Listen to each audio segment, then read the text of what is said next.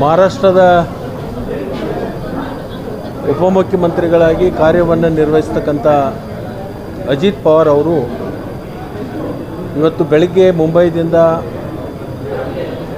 ಬಾರಾಮತಿಗೆ ಹೋದಂಥ ಸಂದರ್ಭದಲ್ಲಿ ಬಾರಾಮತಿ ವಿಮಾನ ನಿಲ್ದಾಣದಲ್ಲಿ ಲ್ಯಾಂಡಿಂಗ್ ಆಗ್ತಕ್ಕಂಥ ಸಂದರ್ಭದಲ್ಲಿ ತಾಂತ್ರಿಕ ದೋಷದಿಂದ ವಿಮಾನ ಅಪಘಾತಕ್ಕೊಳಗಾಗಿ ಅವರು ಇವತ್ತು ಬೆಳಗ್ಗೆ ನಿಧನ ಆಗಿರ್ತಕ್ಕಂಥ ಸಂಗತಿಯನ್ನು ಕೇಳಿ ಭಾಳ ದೊಡ್ಡ ನಮಗೆಲ್ಲರಿಗೂ ಕೂಡ ಆಘಾತ ಆಗಿದೆ.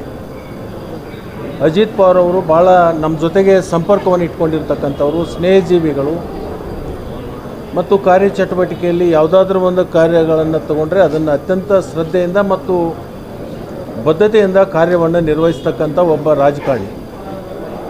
ವಿಶೇಷವಾಗಿ ನಾವು ಮಹಾರಾಷ್ಟ್ರಕ್ಕೆ ಹೋದಂಥ ಸಂದರ್ಭದಲ್ಲಿ ಅವರಿಗೆ ಭೇಟಿಯಾಗಿ ಅದು ಭೀಮಾ ನದಿಗೆ ನೀರು ತಕ್ಕಂತಕ್ಕಂಥ ವಿಷಯ ಇರ್ಬೋದು, ಕೃಷ್ಣಾ ನದಿಗೆ ನೀರು ತಕ್ಕಂಥ ವಿಷಯ ಇರ್ಬೋದು, ಯಾವಾಗ ನಮಗೆ ಬೇಸಿಗೆ ಕಾಲದಲ್ಲಿ ಕುಡಿ ನೀರಿಗೆ ಸಮಸ್ಯೆ ಆಗ್ತಾಯಿತ್ತು ಆವಾಗ ಅವ್ರನ್ನ ಸಂಪರ್ಕವನ್ನು ಮಾಡ್ತಾಯಿದ್ದೀವಿ.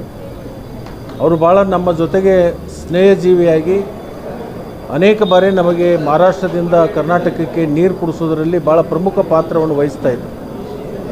ನಾವು ಆವಾಗವಾಗ ಮುಂಬೈಗೆ ಹೋದಂಥ ಸಂದರ್ಭದಲ್ಲಿ ಅವರಿಗೆ ನಾವು ಭೇಟಿ ಹಾಕಿದ್ದೀವಿ.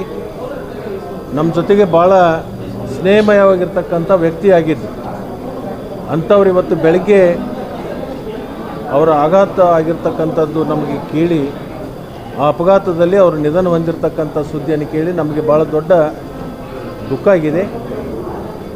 ಅವರ ಆತ್ಮಕ್ಕೆ ಶಾಂತಿ ಸಿಗಲಿ ಮತ್ತು ಅವರ ಅಭಿಮಾನಿಗಳ ಒಂದು ಈ ದುಃಖವನ್ನು ಭರಿಸ್ತಕ್ಕಂಥ ಶಕ್ತಿಯನ್ನು ಭಗವಂತ ದಯಪಾಲಿಸಲಿ ಅಂತೇಳಿ ಆ ಭಗವಂತನಲ್ಲಿ ನಾನು ಪ್ರಾರ್ಥನೆಯನ್ನು ಮಾಡಿ ಅವರ ಆತ್ಮಕ್ಕೆ ಶಾಂತಿಯನ್ನು ಕೋರ್ತಾಯಿದ್ದೆ.